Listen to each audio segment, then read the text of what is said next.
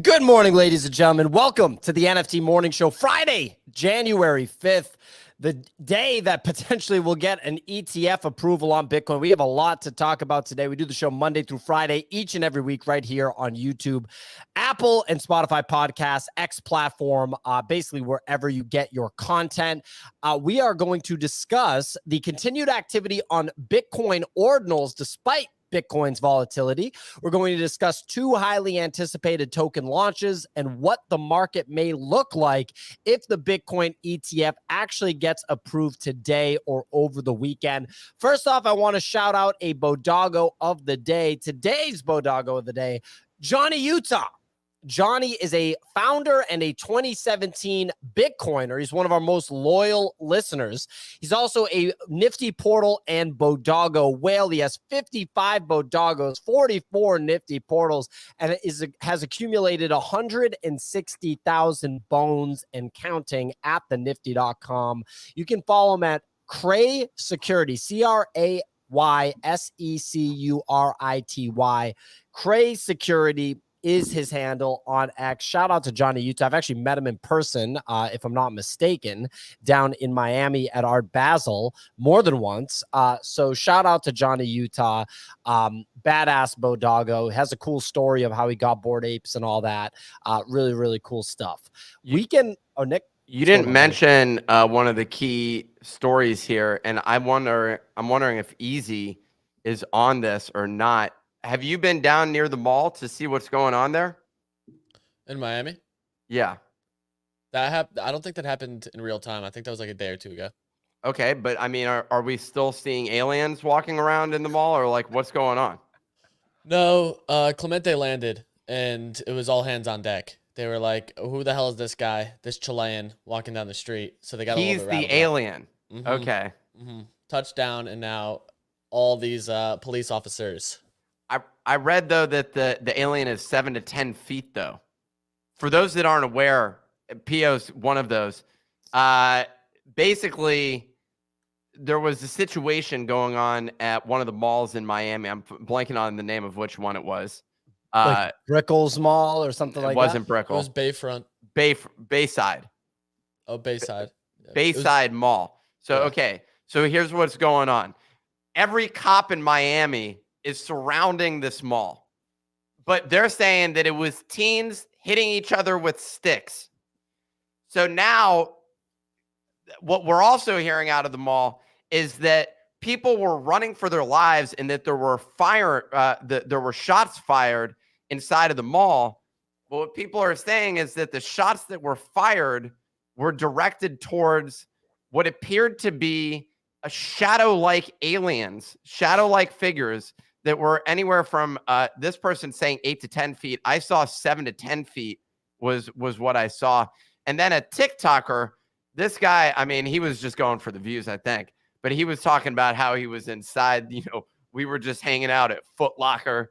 And basically, him and his girl hear some shots being fired. He's like, I'm going to follow the crowd. You know what I'm saying? And as we're walking, we look back, and these two shadows are coming towards us, basically. And so I don't know, like, I'm still trying to get to the bottom of this. Easy, our local Miami representative, and now we have an entire crew. We have Clemente and Easy down in Miami, yet we don't have the information. Like, I'm trying to figure out, what were you doing other than this? Like, how did we have any other priorities in the organization other than normally when these statements, shots fired, is shared around public news stations, I typically stay away from that area. That's usually a bad sign for me to just tuck and run towards it. So because of that sentence alone, I opted to stay as far away as possible.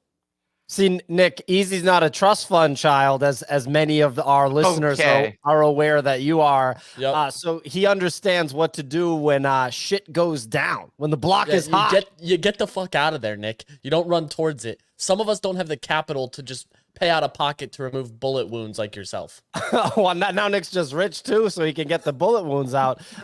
Nick, what do you make of these alien stories in 2023 and 2024? Do you think that like alien life is really interacting with us? Well, there was the fake one. You're talking. Was it like a Mexican? Was it Mexico or was it another country where they were like these?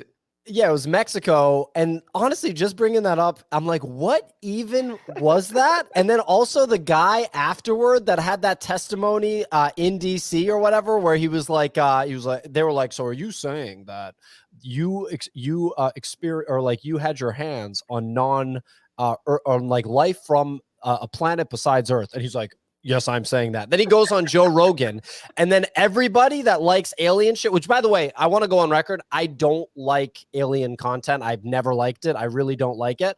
Do you not believe in aliens? I do believe that there's life somewhere out there in the massive galaxy, the massive universe, the hundreds of galaxies. That's wicked funny. That's a really good meme right there. Ladies and gentlemen, we got the Nick crypto hoodie, crypto punk hoodie meme with the alien thing. But real quick, then that guy goes on Joe Rogan. Everybody on Twitter is amped about it. It's like, oh my God, this one's going to be good. I was like, all right, I'll listen to this stupid alien content because apparently this is the guy. And literally he's like, there's a lot I can't talk about. I can't talk about that particular thing. I'm not going to be able to talk about that. At one point, Rogan goes to him like, so what can you talk about? You came to the damn studio. I do 2-hour podcasts. What are we going to talk about here? Yeah, anyway. Well, I didn't watch that one, Pio. This one felt like the most likely situation. This may have been, in my opinion, the first alien sighting. If we're being honest, you don't think it was kids fighting with sticks? Kids love doing that. Well, I just think that it doesn't make sense to have hundreds of cop cars when it's kids fighting each other with sticks. Yeah, but the statement was that it could have been gang related, was why the multiple cops showed up. Stick gangs? That's always. Well, you got to understand, there like many times it could have just been a physical altercation versus like they just picked up sticks to try to beat the shit out of each other, Nick. Well, whatever the situation is, maybe what they were doing, maybe the shadow aliens were warning us about a Bitcoin ETF rejection. You know, that's what I feel like they may have been doing, and they could have been visiting. They went to the wrong place. They went to that mall, and they were trying to communicate, yo, you're naked long right now. Where's your hedge? You'd have to be an alien to think that it's not going to get approved, Nick. So I think you're onto something. Well, I mean, look, they didn't think Trump was going to get elected, Pio. Okay? You're right. So I'm just saying it was like 30% chance. This one is 10% chance of rejection. That means if you flip a coin 10 times, Pio, you're bound to get rejected. You know? Did you see Scaramucci come through with the "it's done" tweet? Did he? My guy Scaramucci just writes, "It's done." I just covered my bases, though. I've now just tweeted both the Bitcoin ETF will be approved today and the Bitcoin ETF will be rejected today. I love that. I'm just going to get rid of whichever one is wrong.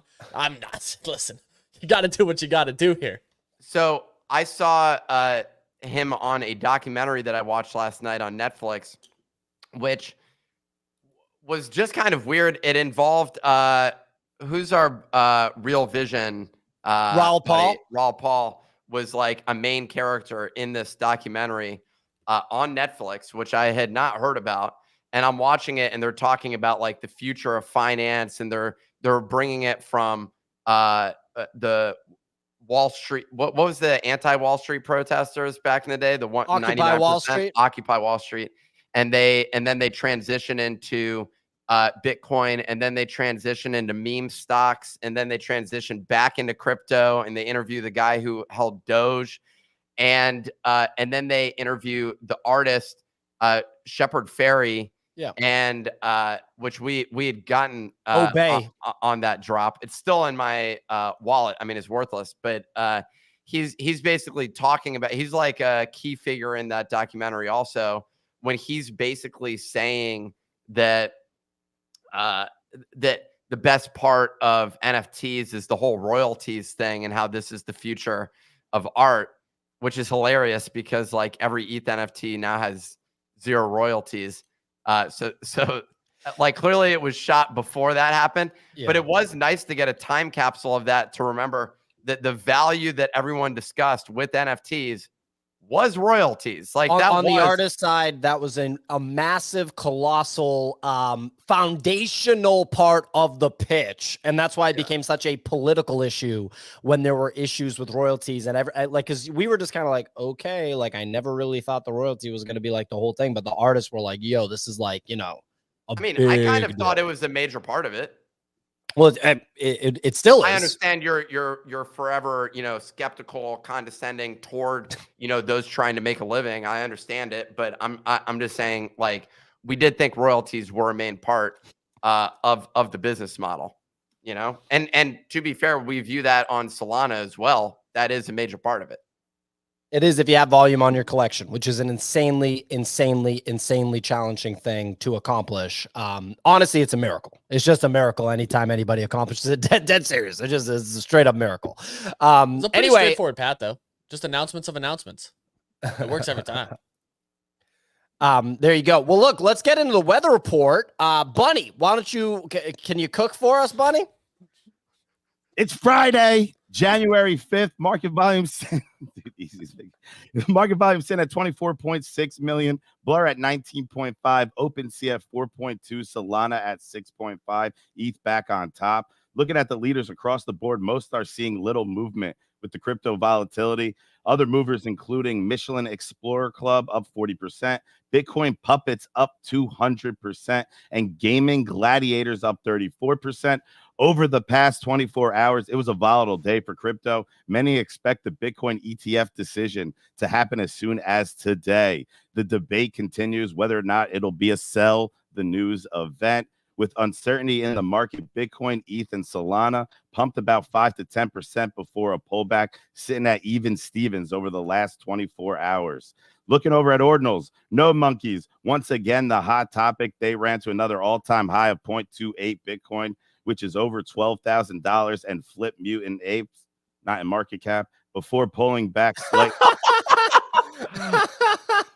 Over the founders also doxed their two wallets, which hold 500 NodeMonkes each and are currently worth almost $12 million each, and bringing question marks around long-term selling pressure around the collection. Token season continuing to heat up. Pixelmon shared details for the upcoming Mon token, including pre-sale allocations for the NFT holders. Animoca also made as they created a Twitter account for Mocha Coin, which is one of the highest anticipated token launches in 2024. Pixelmon holding steady at a 1.5 ETH floor, up about 10. The others up 10% to almost 4 ETH. Lastly, DGen activity heating up on ordinals. The winner of the day, Bitcoin Puppets collection, recording 3.5 million in 24-hour volume, doing a 2.5x to 0.022 BTC, with a lot of NodeMonkes also buying into the collection. Back to you in the studio, PO. But Buddy out here with the soul, like the single tone. And we see that the Bitcoin ordinals are being purchased right now. So that's what's going on there. Some people are purchasing it from NodeMonkes. They're buying this other stupid fucking collection. But it's not bigger than Mutant Ape Yacht Club. I was surprised. I was surprised by Bunny's monotone. I'm wondering if that was a creative choice. That was interesting for sure. Some updates from the newsletter, the Daily Guide. Wow, coming in with the elbow, just drop it. Hey, Bunny, how does it feel after that body slam? God damn. But you muted yourself or something, Bunny. I think you muted me. Why'd you mute me? I did not mute you. I did not mute you. Oh, my Buddy, car. the audience is shocked that you can read. Like, that is crazy. Anyway, updates from the Nifty Daily Digest. This is posted to X platform every morning. It's pinned up top on the Twitter Spaces. It's also emailed to anybody that subscribes at thenifty.com. First story: Logan Paul has very famous YouTuber, social media personality, has announced buybacks for his failed Crypto Zoo project, giving 0.1 Ethereum per eligible NFT. However, the claim process requires users to KYC and sign off from any future legal action against Logan Paul or involved parties. Love to see that it happens right as the crypto market starts to heat up. Next story: Flooring Protocol is going to add a massive portion of reward allocation to FLC token pairs starting today at 7 p.m. Eastern time. to incentivize trading. In the last 7 days, the flooring protocol token is up 150% to 3+ cents. Web3 gaming content creator Jonah Blake, friend of the show, Jonah Blake, has announced a partnership with Magic Eden and Polygon blockchain for his upcoming Real Agency profile picture collection. Very cool stuff. Saw Jonah announce this yesterday. Big shout out to Jonah on this W. Next story, Celestia, the TIA coin, TIA, sees a new all-time high of $17.20 and a 14% gain in the last 24 hours. Seeing random coins start to pump, ladies and gentlemen. Love to see the action in the general crypto market now. Last story, Jack Butcher is going to give away 250 ordinal checks inscribed in February 2023 to single check collectors on the check's 1-year anniversary next month. So some news from Jack Butcher's camp after the 1-year anniversary of the drop of checks. Nick, something to add here. Well, the Logan Paul thing, did you see the guy who's been tweeting out just hate at Logan and basically, and then CoffeeZilla? No. I'm kidding. But are you on Twitter, Pio? I kind of am confused about it because first you missed the alien content. Now you're missing the Logan Paul tweets. Do you even use Twitter? We should probably schedule a call with HR to figure out Pio's schedule. He needs to spend a little bit more time on the Bird app. So on Twitter, I prioritize just engaging with BoDoggos constantly. You can so I try excuses. to do that. You can make excuses to make. That's just what I do. And then the second thing is I just focus on all things Bitcoin related content on Twitter, following a handful of people that are just all Bitcoin all the time. And then, yeah, most of the other time I've just been spent crushing processes in 2024 with our new hire, Jack, who's been killing it. So this guy, Do It Big Chicago. I know that name. Yeah, who's just I mean, he's a interesting fella. He kind of scares me. Yeah, I mean, he has a photo here of a couple of guns. Here, kind of scares me. I don't want to be on the wrong side of this guy. So whatever he says, I'm backing him. I completely agree with you on everything. I believe everything you post. And if I can help in any way, let me know. Yeah, I haven't read any of his tweets, but I also agree with him. I don't know if we're gonna get. He's totally on board. I love the political move there. Just to go on record, I haven't read anything, but I agree with the guy if he's scary. Bunch of guns right there. Jesus, dude. You were kidding. I feel great about my decision. Yeah, I'm in his Chicago guy. That's a Chicago guy right there. So this guy basically has a photo with like him and Logan Paul and KSI, and they shot some video together. And then this guy became the largest bag holder of Logan's NFT project. And then there were a number of engagements that happened. One was Wizard of Chicago said, Wizard of Chicago. Wizard of Soho replies to this, says, wait, tell me more. And Do It Big Chicago replies, last person I'd ever explain shit to is your grifting ass. Forgot to block you with the rest of these pieces of shit. Still waiting for you to open your mouth when I see you like it was the internet. I don't even know what that last part means. That means that you better keep the same energy in person. That's what that means. That means, you talk shit online. You better keep that same energy when I see you in person. Do It Big Chicago does not play, ladies and gentlemen. Good guy. And he's rocking this Mutant Ape hoodie with his similar like CryptoPunk pendant that I had, and I felt like, am I this guy? Wait, that's the gentleman right there. That's Do It Big Chicago. That's Do It Big Chicago. He's bigger than Logan. He does it big vertically. I don't know anything that he says. Yeah, man, I agree. Totally on board. And I mean, this guy is all over the map. He posted a video where he was where he went after like Gary V, where he was like, which was a recording of Gary V basically pitching I forget who, pitching somebody on the future of VFriends and saying, are you going to 7 years, you're going to make people bank and they're going to love you for it. Yeah, this one.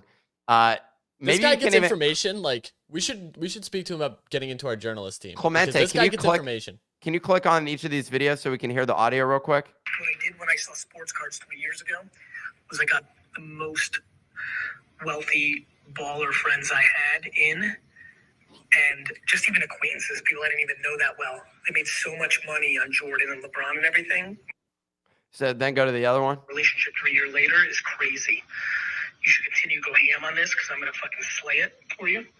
But you should probably spend a lot of time right now reaching out to acquaintances, friends, dear friends, and best friends and business associates and get 2 to 3 other whales to come into this, because in 7 years, when you made that person real bank, it's going to matter. So I got like tagged in this reply. I don't know what's going on with this video. What sort of investigation he's providing, because he had already there. He had called all of his buddies to talk about CryptoPunks before. Yeah. This is what he does. He pitches people on investments.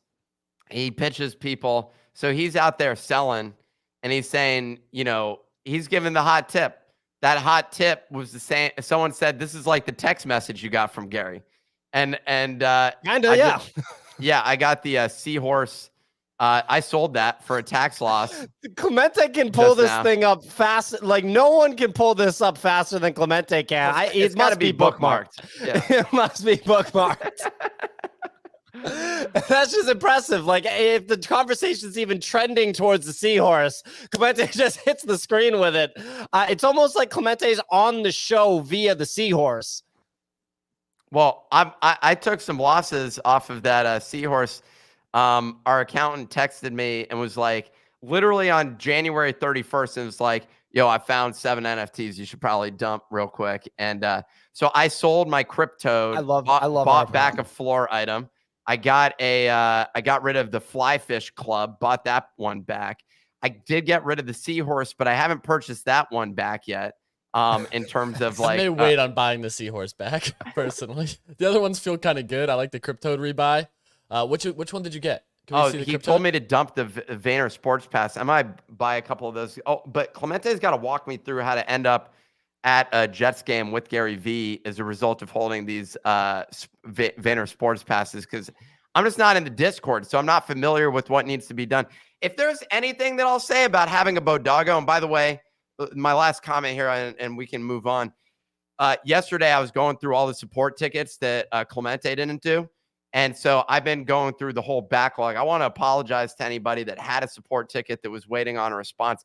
I was backfilling September support tickets yesterday, but I was giving people bones that were owed bones. I went through a whole process. And so I'm going to continue fulfilling those over the next couple of days. I got a DM from somebody. One person had 70,000 bones owed to them. That's how big it was for them, because there was a bug in the system a while back. And so I've been backfilling all those different things.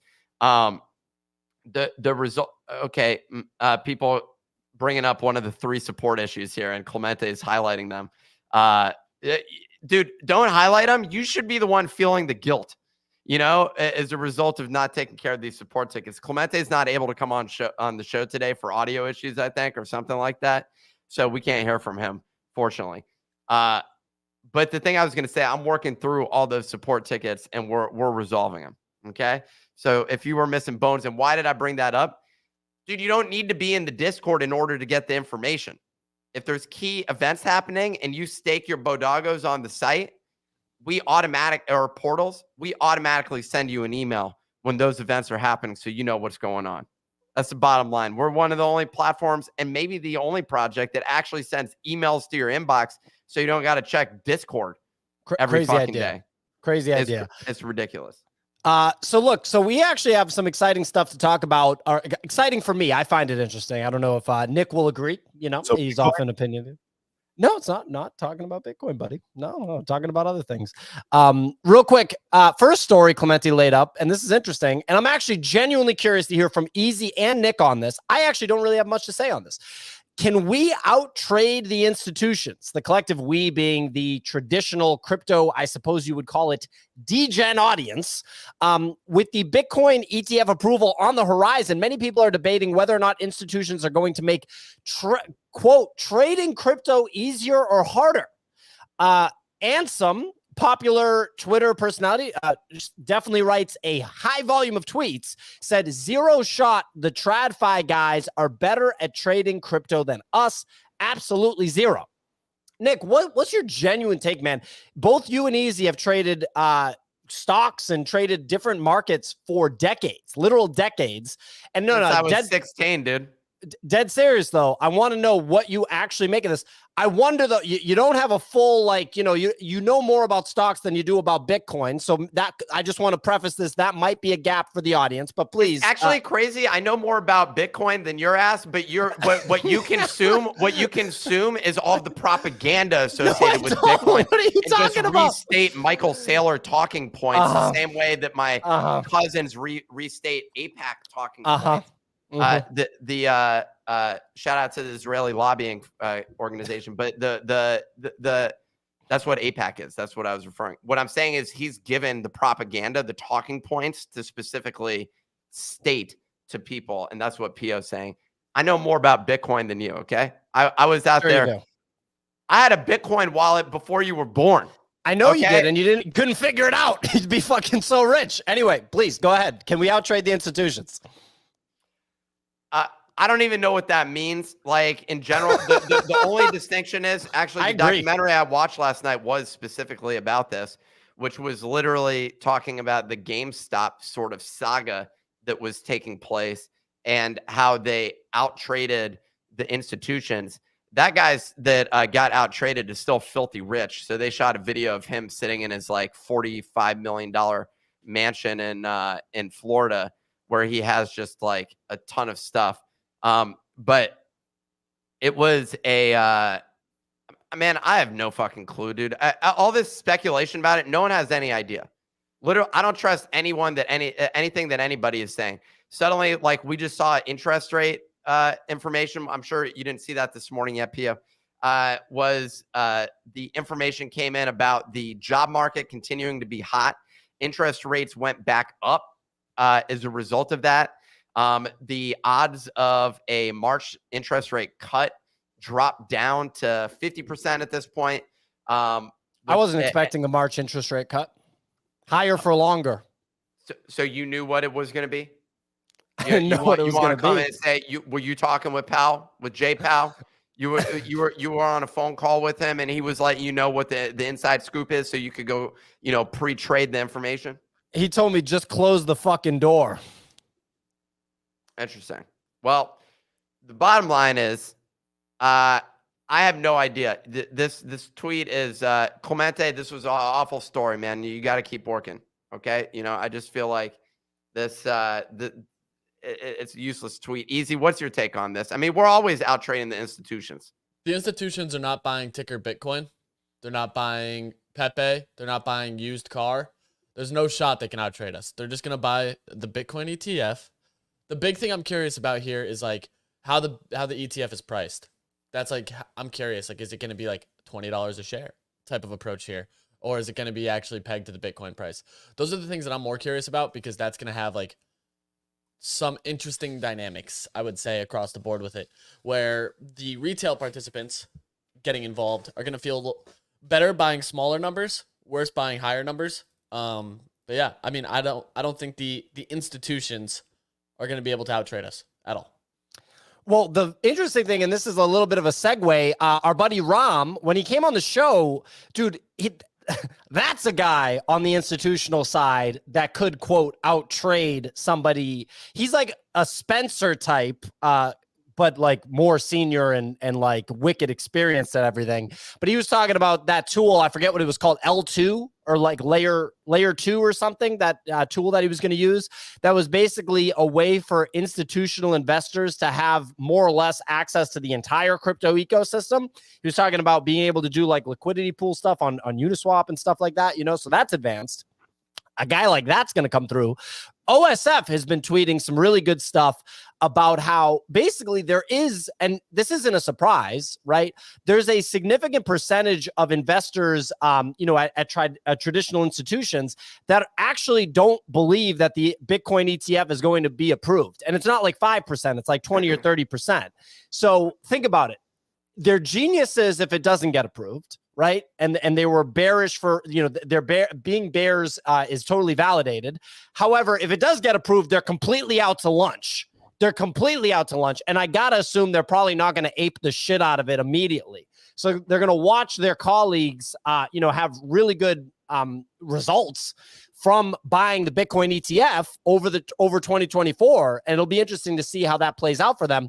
I want to segue into Ram's list for 2024. So our buddy Ram Alawalia of Lumina Research had a tweet yesterday. He called Ram's list for 2024. He was a guest of the show last month. He shared some counter trades against Goldman Sachs' November report. Some highlights include, despite Goldman Sachs having a Tesla and an Apple allocation, Ram is shorting both of them and instead longing Google and Meta. He talked about how he doesn't like Tesla stock on our show. He tweets about how he doesn't like Tesla stock. I have a ton of Tesla stock. It's definitely made me think about it. Mark Yusko also proactively brought up that he doesn't like Tesla stock on the show. So that, I got some things to think about here. But in the past 12 months, Tesla is up 115%, but that doesn't necessarily mean anything because it's sold off very heavy with crypto. They have a large Bitcoin allocation. It's also treated as a meme stock. So it recovered in a similar way to like Meta, although Meta is actually up 173%. So Meta has outperformed Tesla over the past 12 months. Nick, what do you make of Tesla, Apple, Google, and Meta? I own Microsoft, I own Google, and I own Apple. Although, the tide has turned. Everyone's shorting Apple. That's not really a counter position at this point. It seems like he's countering his arch rival is Goldman. I like setting your bar to be like, yeah, dude, it's either Goldman or me. Those are your two options when you're in the market for insight, information, and trades. I've never been in Tesla. I did not ride that wave. I regret that only because I was more interested in them as an AI play than anything else. And they were previously getting more data than anybody else. After driving and having this negative experience with the Tesla, it put a little cold water on my perspective of owning one of those cars. That said, I have no idea. Facebook right now is just on fire with their stock. I'm not buying it here. I wish I had bought it at $90 when Kix and I were talking about it on the show. Google is always interesting to me. Microsoft is always interesting to me. Apple is a more difficult one. They have a ton of money, but it's not clear that they've always had the best use of their capital, towards what they've put it toward. And right now they're operating in the innovation territory with their new headset, with their the glasses. Yeah, whatever it's called, their mixed reality stuff, which I think is interesting, but I still think has a few years to go as it applies to just regular consumer usage. Maybe I'm wrong. But yeah, I actually could see, I do feel like my Apple exposure may be a little too much here. I don't want to ride it all the way back down. I don't think it'll go all the way back down. It's not like the iPhone is dead. I'm still on the upgrade cycle. But a lot of people have been saying that there's weakness on that front. I don't know. I'm not in it. Dude, these are these are the stocks that if you were in, you outperformed the market over the past decade. So that's where you wanted to be. And now the question is, will they outperform the market over the next decade? That's tougher. I don't know. That's a harder thing for me. I saw a metric that over the past 20 years, it was an incredibly low number of companies that have, basically continued to be at the top of the S&P 500. So basically just because something has outperformed over the past 10 years certainly does not mean it will over the next 10 years. Easy, you are an incredibly experienced stock trader. What do you make of these different stocks that we're bringing up? Tesla, Apple, Google, Meta. Give me another split on Tesla. That's all I really want at this point. Give me an Amazon stock split. That'd be sick. Well, Amazon did a stock split in the past 2.5 years, though. Yeah, but Tesla did 2 in 6 months. For me, it's not. It just depends on where the price goes. The Apple play is one I'm always interested in, just because like they continue to dominate mobile markets. Meta's really interesting if they continue to lean into like the Oculus and some of the things that they're doing with virtual reality. Apple's headset though is the big one that I'm waiting on, because like once that fully gets into production and rolls out and gets into people's hands, I'll be cautiously waiting to see what the public sentiment is on that, because that's going to have a pretty lasting effect in my opinion. And if that does well, I think we're then going to see success on the meta front. These are all boring stocks. What's Easy's idea? I prefer Kix's perspective on this, which is literally, dude, you're asking me what. Hey Nick, what do you think of the S&P 500? I literally knew that you were going to have some negative comment. I'm surprised it took this long to get to the point. I was actually really like, you know, I mean, a little the play bit here is to just long pleasantly every surprised. single. The play is to long every single mining stock into an ETF approval. You take 1 year out call options and just let it fucking go. Like, just don't even think twice about it. What were those January call options that you were talking about? Oh God, Coinbase, 2025 January options. Coinbase has had a Next year in the money. Next year, Coinbase options.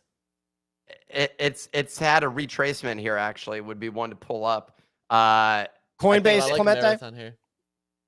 So I'm up 84% on Coinbase is my current position. I will say there I like this chart. Can we see the full chart, Clemente? Hey, Clemente, get the full chart up there. So we went from like 180 back to 150. Yep. I don't know. This is an interesting position. But this is going to be the bet on like if crypto is truly in a bull market, this is going to go much, much higher. That's why I'm like, even right now, grabbing like a 180 call option for January 2025 and just sitting on it doesn't feel like the worst move, especially after that late liquidation type of play that we saw in crypto over the last 48 hours. I like in the money call options with long expirations. What if we're all just wrong? What if we're all just like real quick? Kix, our co-founder and co-host of the show, just comes in and says that chart looks like ass about the Coinbase chart. Why does it look like ass? Anyway, Nick, you can go ahead and continue. Kix wants to know my favorite fixed income play. What dividend stocks are you looking at right now? Yeah, so honestly, you know, I'm very big on like Pfizer. Pretty good dividend at this point. They've had a mean retracement since that whole situation with a while back. That one's great. You know, everyone that always talks about dividend stocks, I've always, interestingly enough, crazy. gotten screwed on dividend stocks. What's Coca-Cola's yield? I used to trade AT&T, got freaking wrecked with that, man. Like, it just keeps going down no matter what. Dude, you just buy SDiv. That's what I buy. If I'm doing any dividend stuff, it's a super dividend ETF, and it just does it all for you. That's the move. You just buy SDiv. Real quick, Clemente said he sold all of his marathon mining stock at the bottom. What are you doing?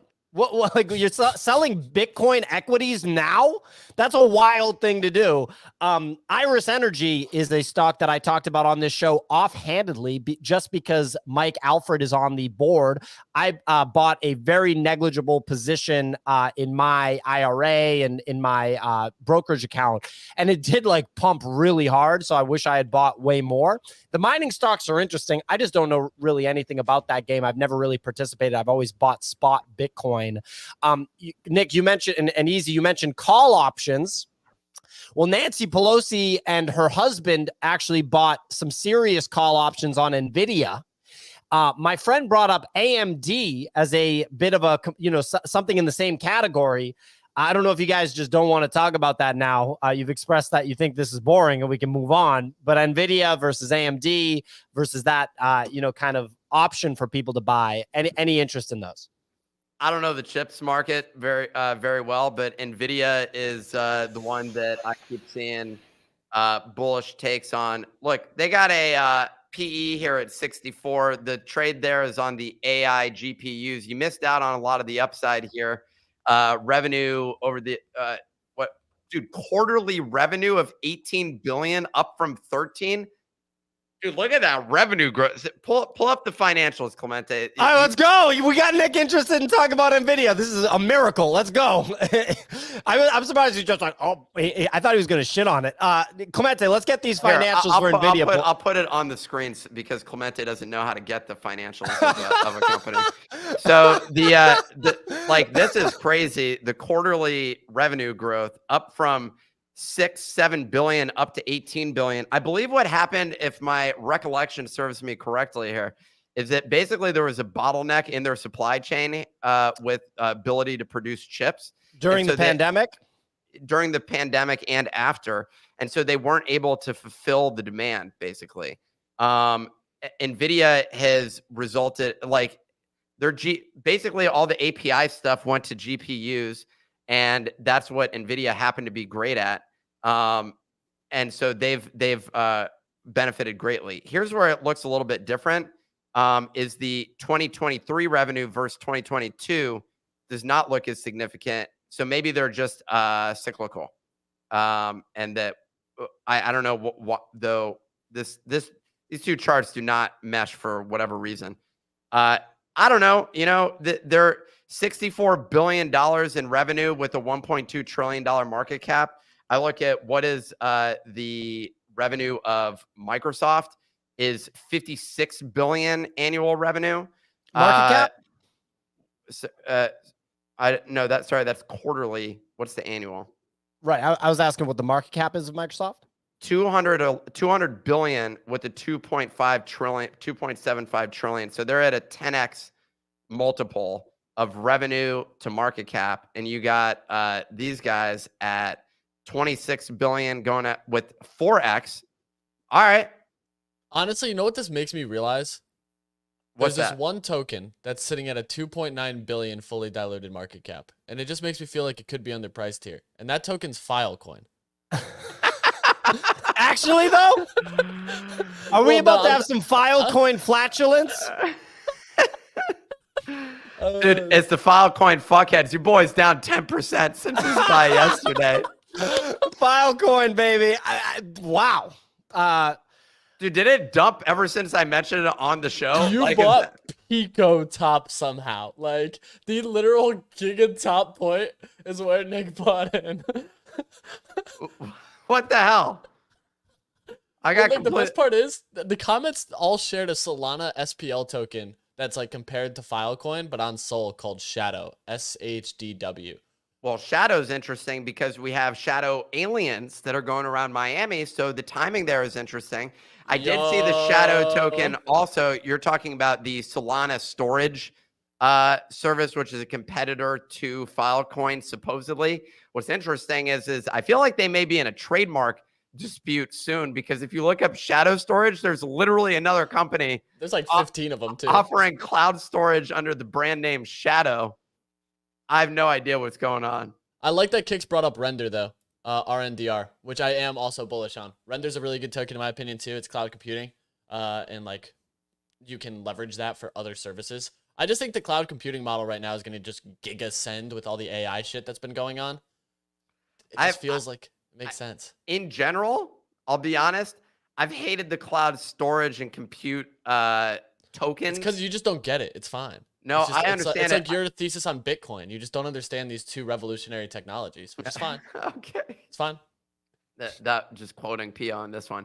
It's I like AWS, you know, and I'm totally fine with Amazon, which is why I'm just like, why am I using these other services? Excuse me. Anyone else want to talk? Bless you, Nick. Bless you, Nick. Anyway, look, ladies and gentlemen, next story. We got NodeMonkes Bitcoin Ordinals NFT collection flipping Mutant Apes in price, as Bunny pointed out, not in market cap, because Mutant Apes have a 20,000 supply, whereas NodeMonkes only have a 10,000 supply. NodeMonkes is essentially one of two notable projects on Ordinals with a 10,000 supply. NodeMonkes reached a new all-time high of 0.28 Bitcoins, over 12,000 US dollars. They also revealed that the two co-founders each have wallets with 500 NodeMonkes each, which if combined are currently worth over $12 million.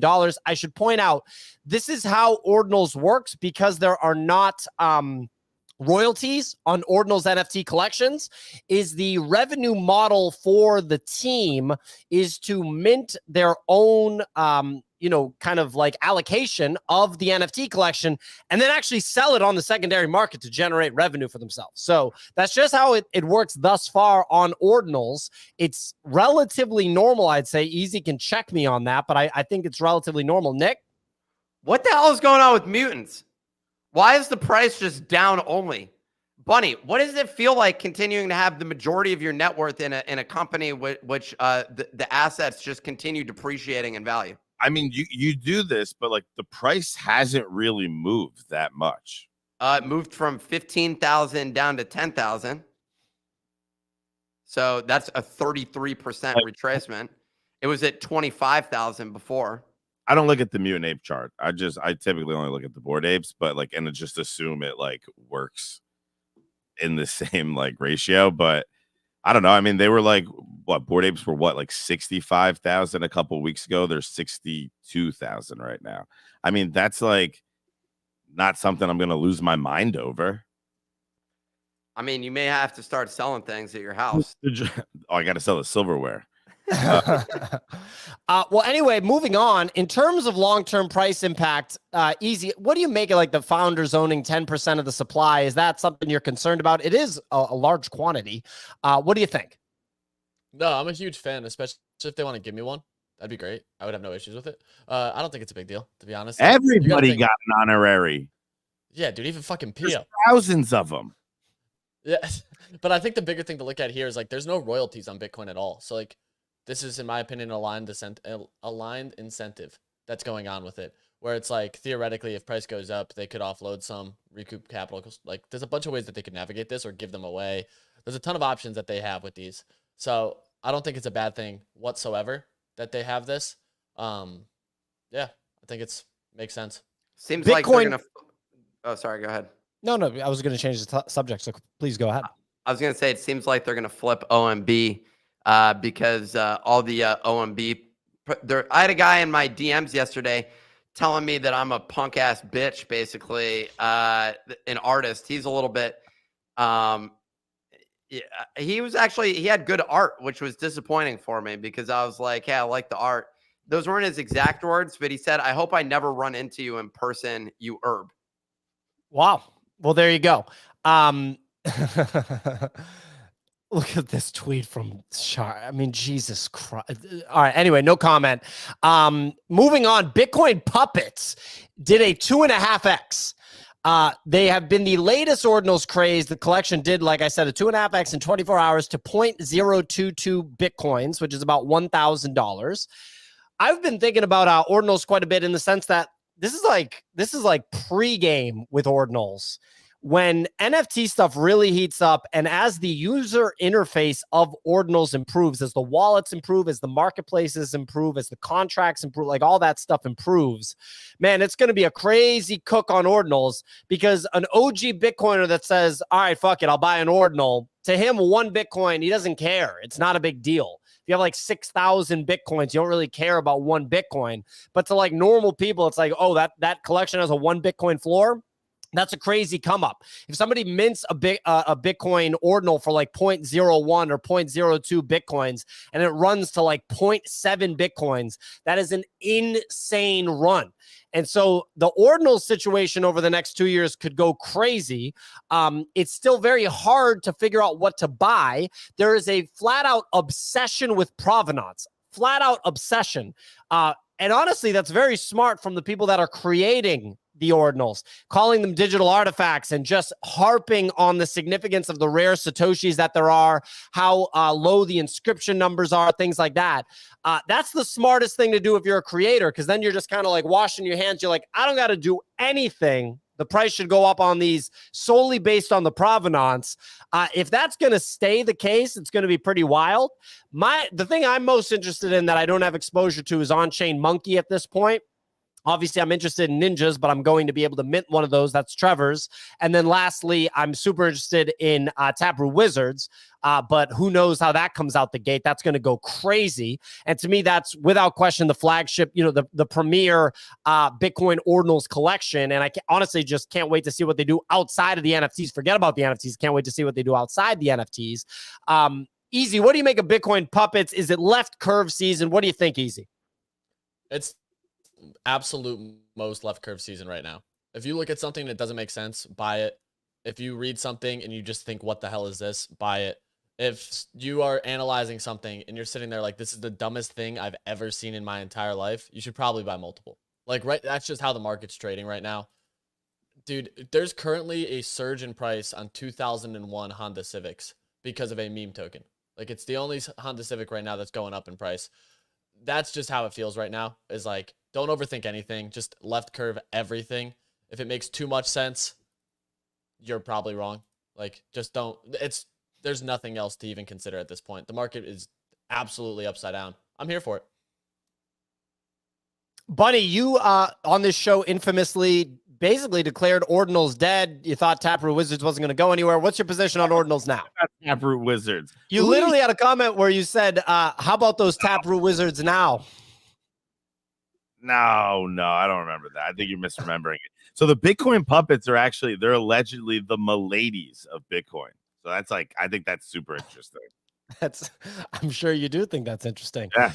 Have you ever purchased Bitcoin ever, Bunny? It's okay Bitcoin? if you haven't. No, yeah, I've purchased Bitcoin before. I've never purchased an ordinal though. You've purchased $ Bitcoin or Bitcoin? I've actually, I haven't purchased $ Bitcoin. I've only purchased the real Bitcoin. What? Come on. I don't know, dude. I felt I got chilled at really early, so it's like one of those plays where you just felt like you were too late and you were buying the top, and then it just kept going up.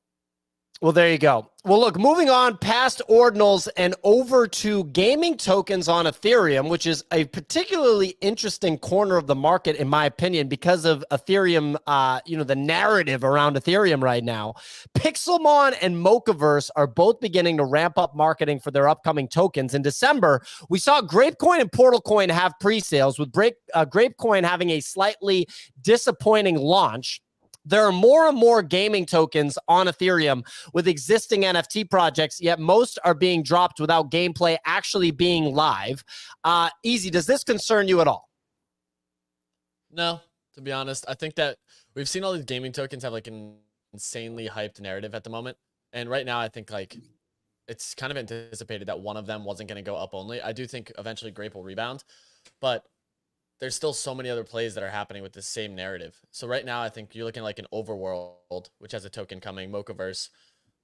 A lot of these games, Pixelmon has a way to farm the Mon token with their upcoming idle game. There's a bunch of stuff right now that I think you can participate in and figure out allocation. That's the thing. So like, I think the narrative right now is going to continue until one of these absolutely flops. Like if you did Grapecoin presale, you made 2.5x if you sold it right away. Yeah, that was a good one. I remember, I feel like I think we all were actually on the allow list for Grapecoin presale. Was the limit 0.25 Ethereum? And I feel like at that time you were skeptical of that move. Yeah, I actually passed on it. I applied out on one wallet. I had a few that I could have done with the presales, and I didn't. I don't know. Just for me, I was like, I think I can use that capital in other places.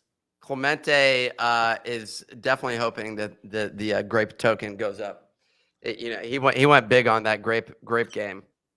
It's I wish he was able to come on the show so he could talk about his position, but he's just technically why isn't he able to come on, Pio? Who Clemente? He just doesn't have his audio set up. What are you talking about? Clemente, get that audio set up, dude. He'll be back tomorrow. He'll be back tomorrow. AKA Monday. Anyway, last question on this. Out of these three tokens that have yet to launch in 2024, Easy, which one do you think actually has the highest upside? Pixelmon, PortalCoin. Well, PortalCoin. Okay. Anyway, Overworld or Mochacoin? Mocha. I'm going Mocha on this one, just because Animocha is like Dude, I feel like they'll just pump it themselves if they have to. Like that coin has to do well. Why did they pump the grape coin then? Because they've invested in 16 different coins. Well, So why that's not the issue. Dude, it's got to be Portal Coin. Like No way in hell, dude. attention Portal Coin had, like, it was insane. Dude, they have a wallet. Like, I don't know. They have legitimate partnerships. I think it has way more legs than the Mocha token. Like, I don't need 10 tokens for Mana Mocha, dude. Well, look, you're onto something there. There's quite a few tokens. However, why what would you about not buy the one token? Well, that's an argument. Also, what about the Binance Mafia? Seriously. What is up with the Binance Mafia? Where they been? They were in meme coin is where they've been. And the question is, are they going to be in Mocha coin? Dude, the Animocha, I like Bunny's perspective with this, actually, and it's making me want to buy this grape token. Clemente, goodbye. You know, it was a good purchase. Are we doubling down here? Can you at least send a message and let us know whether or not so that we can relay that information to the audience? He sold his grape coin at break even. He said he sold. Clemente is making really funny. Oh, it was sold at 10 cents. Now it's at 6 cents. Clemente saying that we should double down. Look, I don't know about every single token here.